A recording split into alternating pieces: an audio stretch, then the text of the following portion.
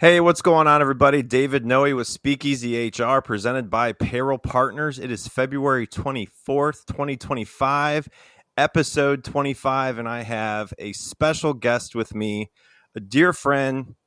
I don't even remember when we actually met, Andy, but it has been 20 plus years. Andy Matthews with Neuropeak Pro, former PGA golf professional, University of Michigan. The names go on, the accolades go on, but Andy, welcome to Speakeasy HR, my friend. David, thanks for having me, man. Yeah, it has been a long time, I think, dating back to our junior golf days, so it might even be plus 20 years. I think it is, and I have a special hat to show everybody. This Ah, this is vintage from 2007 at Oakmont when you qualified and came up to see you, and unfortunately didn't make the cut, but you got me unfortunately, in. didn't make the cut. Wish I knew then what I know now, but yeah, U.S. Open's back at Oakmont this summer. And you are going to be doing your best to get there, right, my friend? You know it. So for those who are new to Speakeasy HR, we are live on Facebook today, LinkedIn, and YouTube. So if you are watching, have a comment, have a question for Andy, please chime in. But this is to be interactive and learn from Andy and everything that he has been working on for many years and working with professional athletes and everybody that he has really helped when it comes to breathing, because I've been doing this since the summer, and I still get nervous when I come on to do podcasts. I get nervous in pressure meetings and on the first tee and being a parent. So I hope I can learn from you today, because we haven't really gotten deep into this conversation ever. And I've heard about everything you're doing, and I hear about it from PGA professionals and everybody that has connected with Neuropeak. So we're going to dive into a lot of that. We're going to hear more about your background, and really, again, this is to help people in stressful situations, not just golf, and Right. people are in leadership and management. So we're going to play, for those who do not know much about Andy. He is the director of golf performance at Neuropeak Pro. So Andy, just to start out, can you tell us a little bit about the company and what you're doing? Yeah, absolutely. The easiest way to think about what I do from a breath coaching perspective, and like you said, I work with a lot of professional athletes, a lot of golfers. And for those golfers, when they're standing over an important shot, they're feeling the pressure. They're feeling the nerves, cold, sweaty hands, muscle tension, our hearts beating out of our chest. What I do is I help them learn how to breathe in a way so they can manage that stress and perform under pressure. But like you said, and I often say too, the science behind what we do as it relates to breathing doesn't matter if we're a professional golfer, if we're a CEO, if we're a school teacher, a student, or you're David Noe hosting your next episode of your podcast. Like, there's pressure and we all deal with stress. And the cool thing is, it doesn't always have to feel the way that it often does. Yeah, very well put. And like I said, we've had conversations about this really since you started, and knowing you before working with Neuropeak and being more of a professional golfer. And I want to go back to when you won your event in 2010, because I was reading, and 2009 you lost in a sudden death playoff in the same tournament you won on the Canadian Tour in 2010.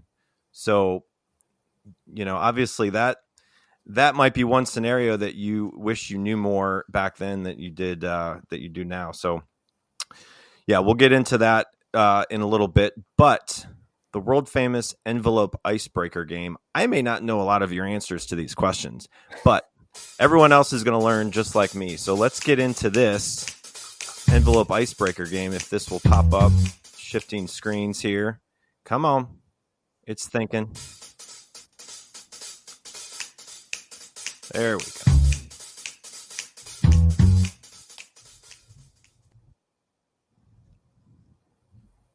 All right. Mr. Matthews, I've got envelopes 1 through 15. Pick a number. 7. 7. Is that your favorite number? When you shoot 67? Never hurts. All right. Okay. Well, when you were in grade school, what did you want to be when you grew up?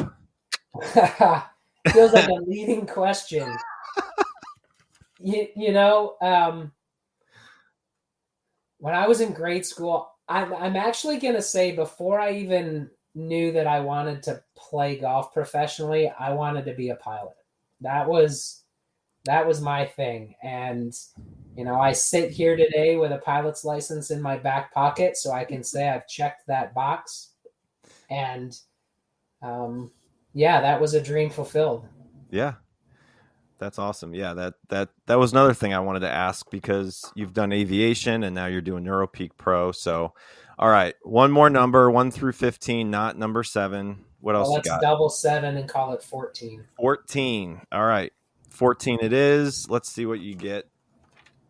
Oh, I hope it's the rapper question, because I love that question. Nope. All right, what is your favorite piece of career advice? Wow. Favorite piece of career advice? That every moment in golf, like life, is in some way unique and unrepeatable. So make the most of every one, whether it's good or bad. Very well said. All right. Well, you didn't have to pick the number, but I really want to know, because this is how this show goes. It just, things come up and I want to know what you would say. So what's your favorite rapper of all time? Because I know you listen to rap music. Yeah, I do not listen to rap music, so I'm going to abstain. Stain? Abstain. Abstain? I'm going to choose not to vote or answer. Well, you're from Michigan, so you could say Eminem. We'll go with Eminem. We'll keep a home team. You know what I mean? There we go. All right. So I have Andy Matthews, longtime friend of mine personally. So we both grew up in Michigan, just for people's understanding. So Andy and I played a lot of golf, not together. He was a little bit older than me, but we got connected through friends back then. Got to know your good friend John Burnside, if he is watching or listening. He is a U of M graduate with you. And so from the early 2000s, we've just stayed connected and, just gone to a lot of Michigan games together. Go Blue. Yes. I don't know. Let me move this. Yeah, we can see it. So we've seen the ups and downs of a college football team that we both appreciate and have tailgated with, and all sorts of fun there. But, when it comes to golf, I want to know, how did you get into golf? Because when I was younger, I was like the only person that I knew playing golf at my age. No one else was playing golf. So when did you first start getting into golf? Because it's now become your day-to-day job in some form. I got started. It was my parents. It's what we started to do Sunday afternoons after church. My dad played, my grandfather played. Recreationally, they didn't have any competitive aspirations, but they really enjoyed getting out there, and I obviously enjoyed getting out there with them and my mom and dad. And so that was at age 5 when I really first picked up a club and got involved in a junior golf program.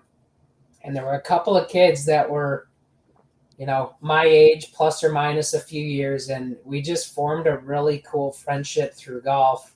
And we all kind of pushed each other. And, my personal experience with that was like each summer, would kind of one up the previous one. I'd shoot a better score, or I'd start hitting it longer, or maybe I'd win a junior event or something like that. And so I had this pattern that started rolling that had me looking forward to the next summer. And like you said, that carried me on to the University of Michigan, and then ultimately a pro career. Yeah. Yeah. And so you stayed home, played for the University of Michigan. You were the Big Ten Freshman Player of the Year.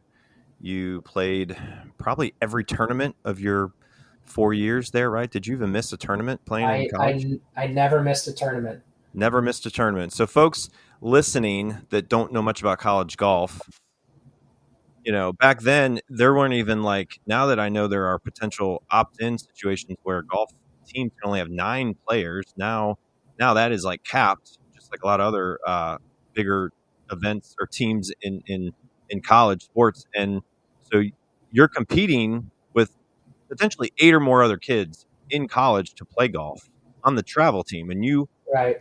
you were in the top 5 the entire time you were there. So Yeah. that's I earned pretty. a starting spot right out of fall qualifying my freshman year, and you mentioned I had a really good freshman year, and I never looked back. Yeah. And then you went on, played a few mini tours, Canadian tour, Australia, went around the globe and played I golf. did. So is there one memory before you started working for Neuropeak? It might have been obviously making the US Open as Oakmont 2007. What's like the one moment that stands out to you in your playing career so far? Yeah, Oakmont in 2007 was it. And for me personally, obviously, as a golfer, getting to play in a major championship, like personally, that was an awesome experience. But when I look back on it, it was the family and friends that came out of the woodwork, you included, where people were sleeping on couches, they were packing in hotel rooms, just trying to come out and experience it with me and support me. Like that was the coolest part about it. Like teeing it up and feeling all the nerves and rubbing shoulders with the best players in the game. That was awesome.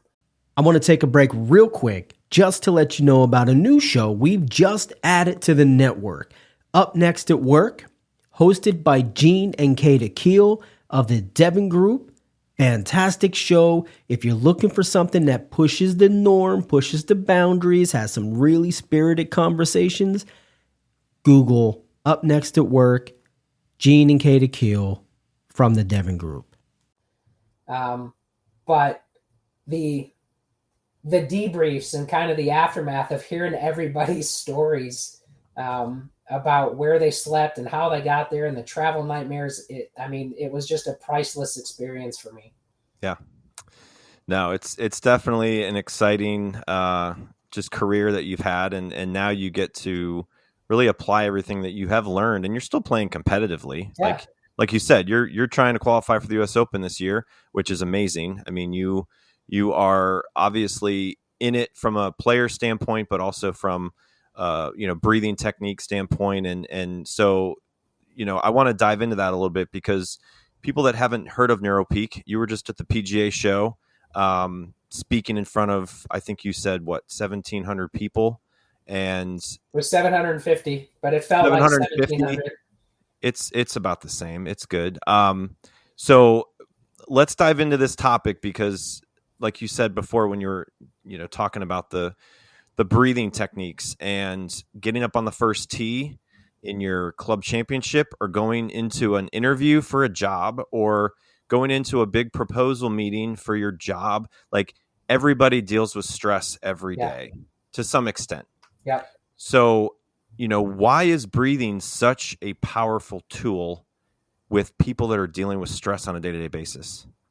So, David, the reason that breathing is so powerful is because of all of the things that we feel when we're under stress, the automatic reactions that our body has. Like I said, high heart rate, butterflies in our stomach, muscle tension, cold, sweaty hands, faster breathing. Of all of those automatic functions that our body activates during stress, breathing is the only one that you can control when you think about it. Yeah. So you can't think your heart rate slower. You can't think your hands dry. You can control your breathing when you put attention to it. And yes, thankfully, we don't have to think about our breathing 24/7. Right. But when we do, your breathing can actually serve as the pace setter or the metronome for all of your other physiological functions. So you walk into a scenario, whether it is that board meeting or that pitch meeting, your body's going to have that reaction. And the one thing that you can control is how you breathe. And you can send a really powerful signal that even though all of your senses are saying this moment is more important than any other one I've experienced today or this week or this year, you can influence your nervous system and get it back into a spot where you can relax, settle in, and perform the way that you've practiced. Yeah. Very fascinating. So what are some common misconceptions, would you say, about breathing and its role in performance? You know, the first thing, I won't even say it's a misconception. I'll lean into the fact that it's a common understanding that people associate taking a deep breath with relieving stress. You know, David, you may have told the boys, you may have done it yourself, or when you see a friend or a family member that's stressed and you say, hey, take a second, take a deep breath, right? The misconception comes in is how they do it. Yeah. And so whether you're watching an athlete on the free throw line or somebody that you just told to take a deep breath and you see them go, it's this big chest-filled breath and this big dramatic sigh exhale, it's wrong. What do you mean it's wrong? It's wrong because you're doing it biomechanically incorrect. The way that our body responds best to that breath is when it's taken using the diaphragm. So when we take a deep breath, it shouldn't be big and tall. When we inhale, our belly should expand so that the air is getting down to the bottom of our lungs. We're using the full capacity of our lungs, and it takes time to breathe that deeply. And just that slower respiration rate starts to pull the body out of that fight, or freeze response that we often find ourselves in pressure situations. So when I breathe, like you just did, and I did it with you, like that is completely wrong. If you want to get the benefit out of how your body's designed to respond to a good breath, I'll even stop saying deep breath. Yeah. We want them to be deep, but it needs to be biomechanically sound. So yes, when you inhale, it should be down into your diaphragm so your belly expands. But it's not just that one deep breath. It's how many good breaths can you stack up over time, either leading up to that stressful situation or when you're in the moment and you're feeling a little bit uncomfortable, to be able to use it then and help get your body into a spot where it can settle itself.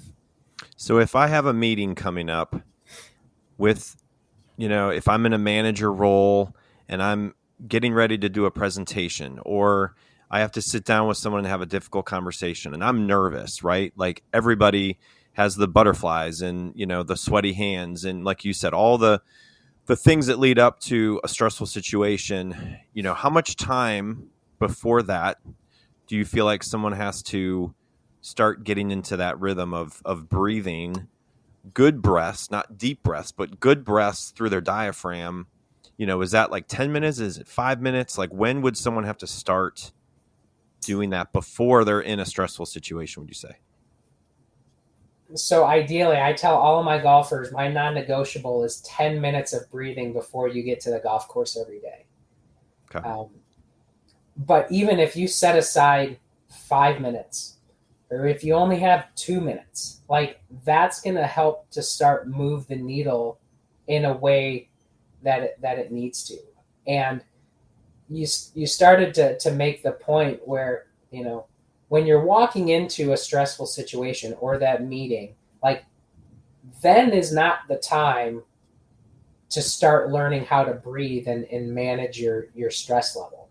It happens the morning of, the night before, the day before, last week, because the more time you spend sending that signal to your body that, hey, everything's okay, even though everything around me is saying otherwise, your body starts to recognize that. And I'll kind of leave it with this point. You're going to take upwards of 18,000 to 20,000 breaths today.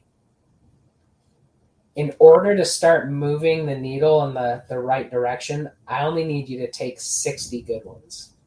60 good ones out of 20,000. And if you can do that 5 days a week, it's less than an hour of breathing every week, you'll start to notice the difference. Yeah. That's good. Okay. So how have elite athletes and top executives that you have potentially worked with used this to gain a competitive advantage over the years that you've worked with them? Yeah, it's definitely started to find itself on the forefront of performance training. Like, whether you talk to, leadership in the corporate world or a top athlete, they're all doing the things that they know can help give them an edge.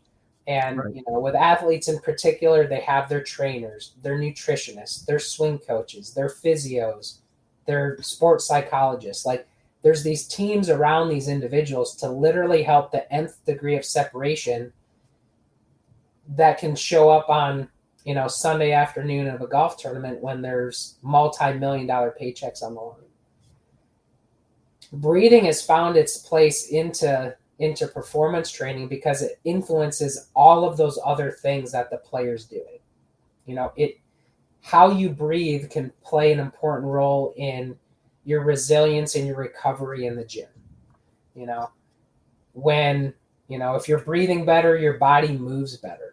Like, there's all of these things. And again, going back to the understanding that we all have that breathing helps release stress, nobody really knew how to do it properly. I mean, fortunately, the conversation about breathing has started to show up a lot more.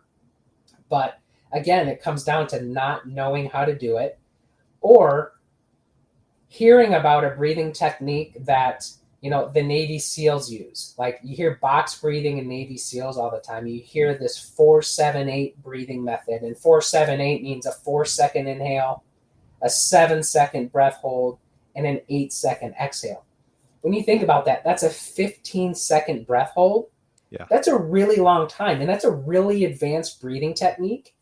And does it work? 100%. But your body has to be ready for it. It's like you can't walk into the gym and throw all the plates on the bench and expect to lift them on day one. You have to work up to it. Yeah. And so that's a lot of the work that I do with individuals, is help identify kind of what those tendencies or what those limitations are as it relates to their physiology and how the body responds to stress. And then what can we do? How can we chart a course? How can we make a path to maybe address some of those efficiencies so that you start sleeping better? You start have better energy management throughout the day. And when you do start to feel a little bit stressed, you know what to do. And more importantly, your body knows how to handle itself when you give it that cue through better breathing. Fascinating. It's what I think a lot of people's misconception about this is so interesting, because I always hear people say, just take a deep breath, take a deep breath. Like, I tell people that. I've heard people tell me that, like, just calm down, take a deep breath. It's just, we've been doing it all wrong, right? Like, so I guess for people that don't understand, when you're talking about breathing through the diaphragm and getting, a good breath in, is there like steps to get to a general basic understanding of what that would look like? Yeah, 100%. And whether I'm starting to work with a golfer, a quarterback, a soccer player, CEO, you name it, I start with 3 keys to better breathing. And it's posture, it's muscle control, and it's pace. So when we talk about posture, you think about if you're grinding over, an email, or you're on a tense call and you start leaning into the camera, leaning into the screen.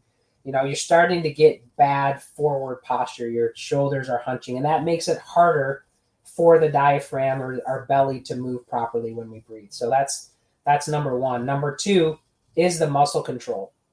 And so seeing how many people do this when they're breathing or take a deep breath, the best way to start to bring some awareness to the muscles that you're supposed to use when you breathe is take one hand and put it right over your belly button.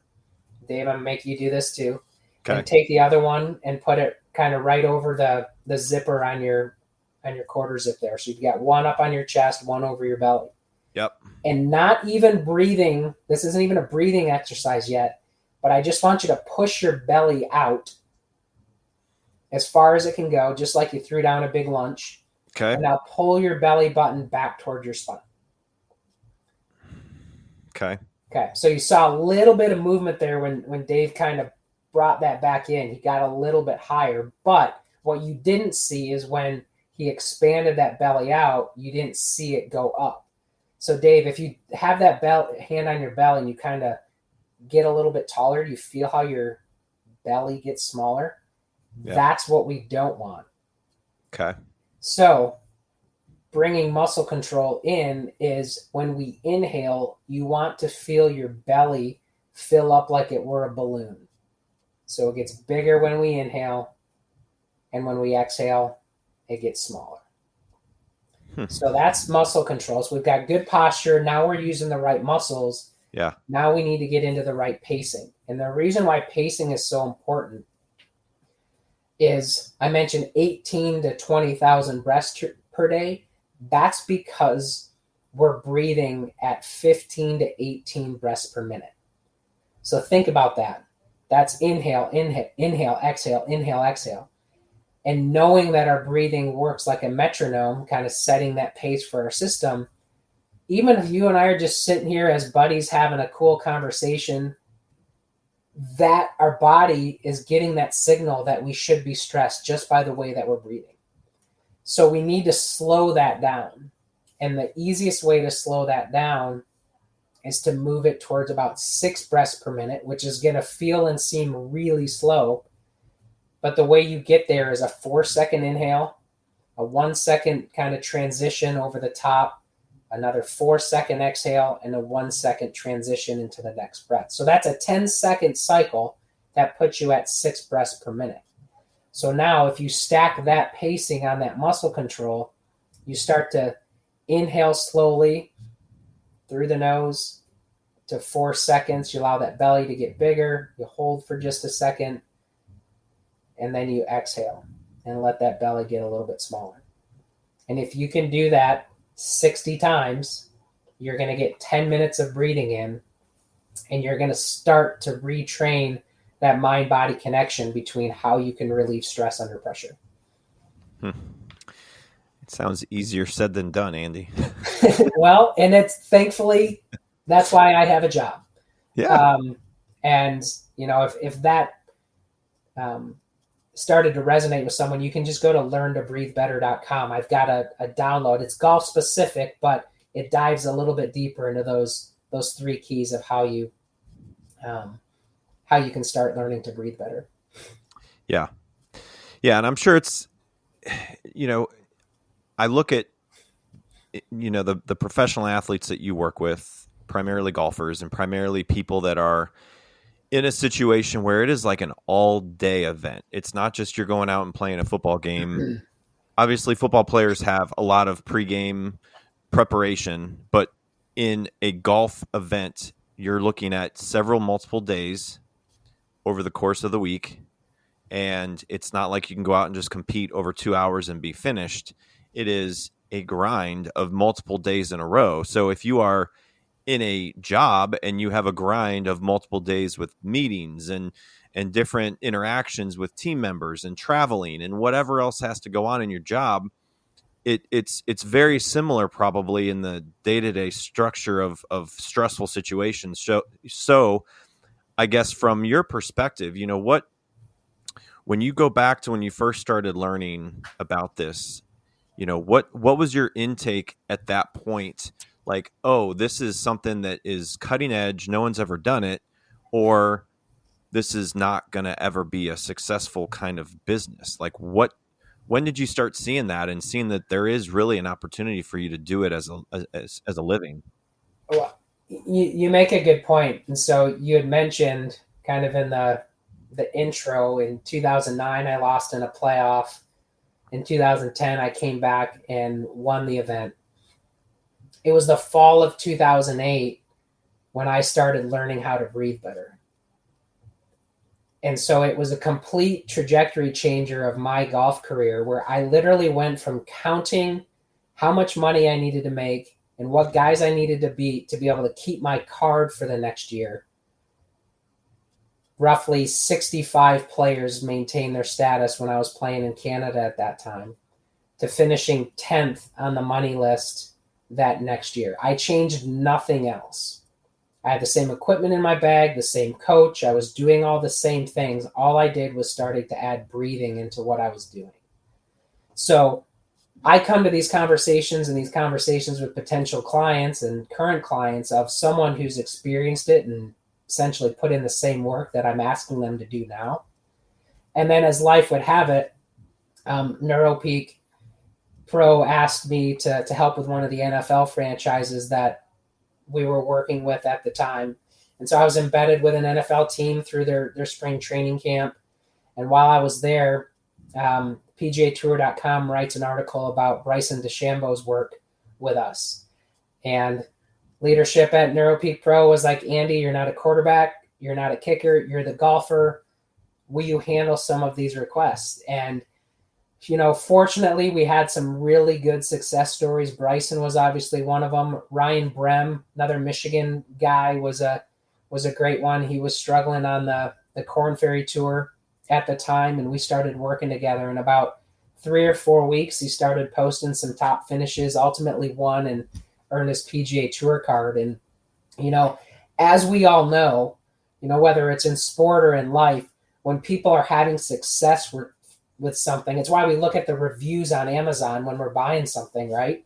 We look at how many stars it's getting. When they start to see or sense that people are having success with a new product or a new coaching method, what have you, it starts to garner some attention. And that's when I realized, we had something to be able to bring to these athletes. And, we talk a lot about our work with athletes, but again, the science behind stress doesn't change. We're all human beings. Some play a sport for a living, some run companies for a living, some work for companies for a living.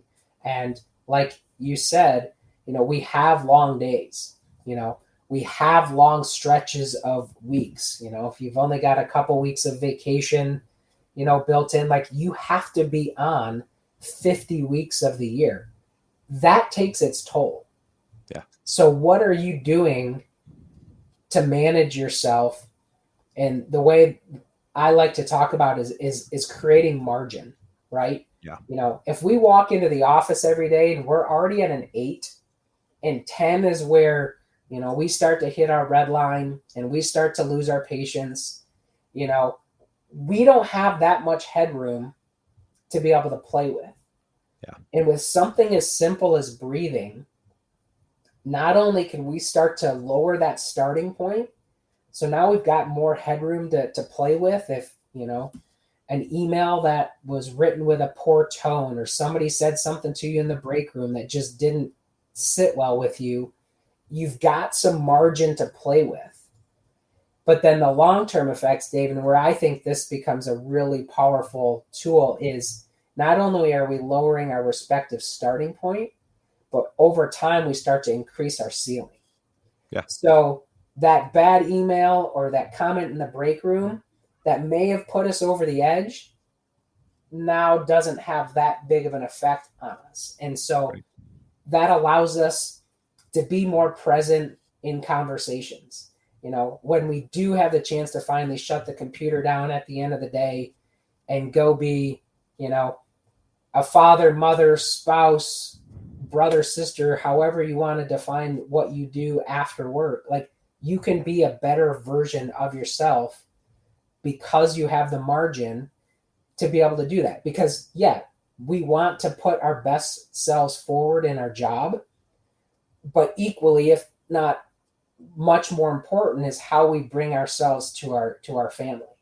Yeah. And so, there's so many things that we can do. We all know we should go to the gym more. We all know we should eat better. Maybe we shouldn't drink as much of that wild turkey that's over your shoulder. But with just 5 or 10 minutes of breathing a day, you can do it at your desk. So what about if you are not stressed and something comes across your desk, or you get a phone call from your spouse or your kids, and it just switched in your head that you are now stressed, you're panicked, you're anxious, you're like reaction, you're trying to maintain composure in a pressure situation with emotional intelligence and things that some people don't really know how to react in situations like that. So how can breathing, if someone gets into that situation instantly, is it taking, obviously a deep breath is probably the quickest way to try to calm yourself down, but is there something that's going to be a little different as opposed to getting prepared before a stressful meeting or a stressful conversation, that would be a little different? Or would it be, what would you suggest in that situation? Yeah, well, I think the first thing is be thankful that your body does what it's designed to do and the brain senses a threat. Whether you get cut off on the highway or you get that unexpected phone call and you feel those feels, like your body is doing exactly what it's programmed to do. Right. So that's a good thing.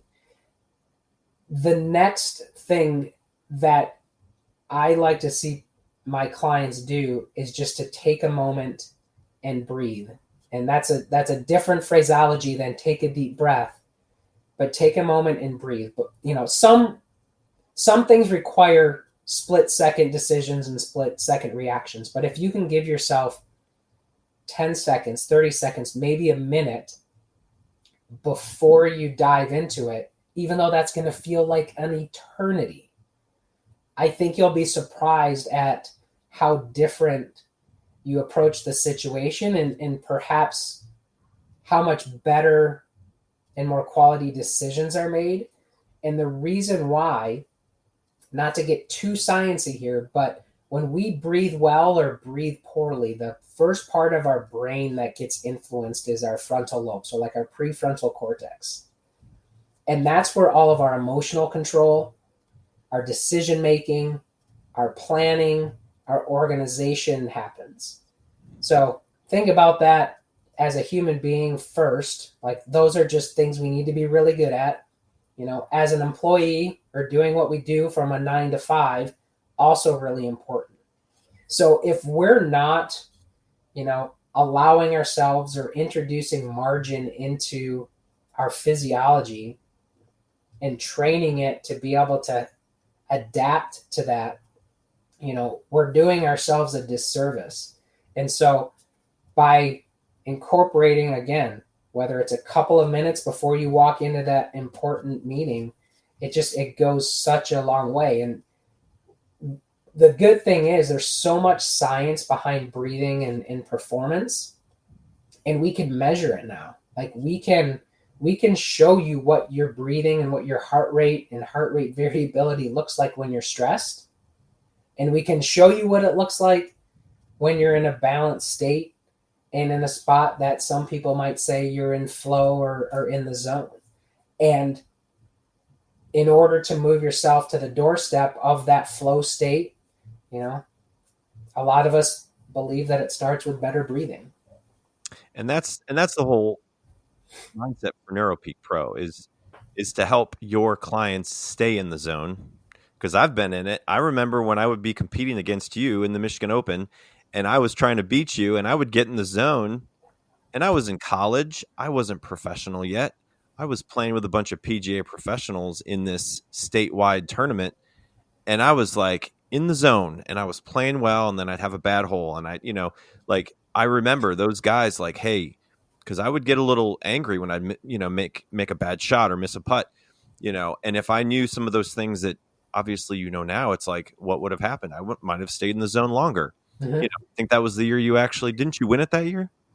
I never won the Michigan Open. The Michigan Am was, I did that. But one of those. To your point, it's a really valid point, because we've all had those experiences, whether you're writing something or, you're putting together a really cool pitch and you just you get into it and you come up for, a glass of water or whatever it is, and you're like, man, where did those last 2 or 3 hours go? Yeah. Like we all know what it feels like to get into that state. Yeah. And, typically it feels like time slows down a little bit, but in those cases, like time just goes so fast because you're in your spot. Like you have access to all of your skills and your talents. And that's what's really exciting, and there's physiological science-backed ways to help move your body into that state. Now, can we guarantee that you're going to get into the zone every time you step on the golf course or, step on a podium to give a presentation? No. But can we move your body into a state that helps increase the likelihood that it may? Absolutely. Because every week on the PGA Tour, when these guys are playing, you are working with a percentage of those players. So they all have a similar attitude towards breathing, and they're all competing against each other. Mm-hmm. So, and I know that number keeps increasing because over time, I know you have increased your amount of golfers. So, I think, are you seeing it more even before professional golf that, in college? Are you seeing more activity there too? Yeah. There's golf, as maybe as much as any sport, has that trickle down effect from, what we see Sunday afternoons on the golf tournament broadcast, down into the college game. I've been fortunate to work with some top college teams, some elite amateurs, some national teams, and even just, your weekend warrior or your Saturday gamer who wants to take a few more dollars off his or her buddies. Yeah. Yeah. We're all competitive at some level, and we all want to do our best, whatever it is that we're going to do. And so, yeah, do the tour players get the most of the, social proof? For sure. But, I have a client, he's 65. He just sold his business. He wants to get back into the game, and he just wants to beat his buddies. Yeah, absolutely. So what's one actionable step that listeners can take to start improving their breathing and performance? So, I mean, we talked about this, and one of the things that I wanted to offer the listeners is an opportunity to take a free breathing assessment. Yep. So there's a QR code up on the screen. You can go to learntobreathebetter.com too to find that, or throw a few minutes on my calendar if you want to talk about this more. But, everything needs a starting point. We don't know what we don't know. And so that breathing assessment, what it'll do is it takes about 90 seconds. It's super easy to do. It asks you 5 questions kind of around stress, around sleep, some things you notice about yourself. And then what it'll do is a quick breathing test just to measure your body's tolerance to carbon dioxide, which is a really important indicator for how your body might or might not be able to handle stress. And so once you get that result, and it'll score you and it'll tell you a little bit about yourself, what you can do there is take a next step into accessing these personalized breathing sessions. And it's a really cool platform because the next time you come in, it's just going to ask you, how do you want to feel? Yeah. Do you want to feel less stressed? Do you want to feel ready for sleep? Do you want to feel energized because you're about ready to walk into the gym? Or do you just want to feel in control of your breath? And based on what that assessment helped identify about you and how you want to feel in that moment, it's going to give you a 5 or 6 minute breathing session to be able to help elicit that state change. It's one that's physiologically appropriate for you, not a really difficult box breathing pattern or 4-7-8 like we talked about. It's for you to help you get that. So, that's a huge first step, is to help identify where you are. And then from there, you can take the next step, however, if it makes sense to dive into some of those sessions. Yeah. And you're also doing the Intel belt, which is a different product outside of the breathing. So explain a little bit real quick on the Intel belt and what people can use that for. Yeah, the Intel belt is the first of its kind wearable that not only shows you your heart rate and heart rate variability, so your stress levels, but also what your physical breathing looks like. So there's, heart rate monitors galore on the market, and they'll give you insight into that physiological side. But what it doesn't do is give you that feedback into the physical side. So that that exercise that we did a little bit earlier, where we expanded the diaphragm out, made the belly get bigger as we inhale, you can actually measure and see exactly what that looks like. And that's what the Intel belt does. And it was patented last fall. We're super excited about that. It was a long, arduous process, but we needed it because there wasn't anything like it on the market to be able to do the type of coaching that we do at Neuropeak Pro. Very interesting stuff, Andy. I think it's such a fascinating thing that everybody, obviously listening to this, hopefully has learned from. And like you said, you don't have to be a PGA professional to do this. It's how can you do it in your day-to-day life and breathe better and do it in a way that's going to help you in situations, whether it's on the golf course, in the job, being a parent, So my blog of the week was out today. It's on clarity, which everyone's distracted. There's chaos in everybody's lives. So this falls in line with a lot of what Andy has, talked about today, is just staying clear, having that clarity in your mind and being ready and prepared for any situation, whether it's trying to take some money from your buddy at the golf course or, going into a job interview and, really executing and getting the job. So definitely take a look at some of the other work on speakeasyhr.com and learn more about what I'm working on there. But Andy, anything else that you want to say to the folks listening about Neuropeak, or anything from breathing, or just anything in general? Yeah, just take a first step. You can do it right from where you're sitting or listening to. If you're listening to this into the car or in the car, just bring a little bit of attention to how you're breathing. If you're sitting at your desk, fortunately, like we said, you breathe every minute of every day without ever thinking about it. But if we can just start to do it a little bit better, I think you'll be amazed at how you feel. Yeah, 20,000 breaths a day. And we just need 60 good ones. Yeah, it's good stuff, Andy. Really appreciate your time. I know you're busy. What's next in your world? What can we look out for in the future with you guys? Yeah, with Neuropeak Pro, we're excited that golf season is rolling around. I've got some really cool pressure putting clinics planned for the spring and summer with some clubs around the country. So maybe coming to a neighborhood near you. But, again, if you just want to get started and kind of try out what we do, that QR code that Dave threw up is such a cool place to start. And if you go to learntobreathebetter.com, you can schedule a discovery call with me. If you're on the HR or corporate side and you're like, man, I would love for my employees to learn more about this, let's talk about how we can do it. Unfortunately, we breathe and we can breathe better. AI will not take over that part of our day-to-day jobs. No, thank goodness. Unfortunately. Yeah, thank goodness. All right. Well, Andy, I appreciate your time. It was great to learn more about what you're into with Neuropeak Pro, and appreciate everyone listening. Tune in 2 weeks from today, brand new episode on essential skills for leaders. So, Andy, we'll talk again soon, my friend, and good luck and best wishes to you and your family. And obviously, got to end with Go Blue because of our Michigan ties. So excited for another fun season of college athletics, and we'll be looking out for your work in the future, my friend. David, thank you.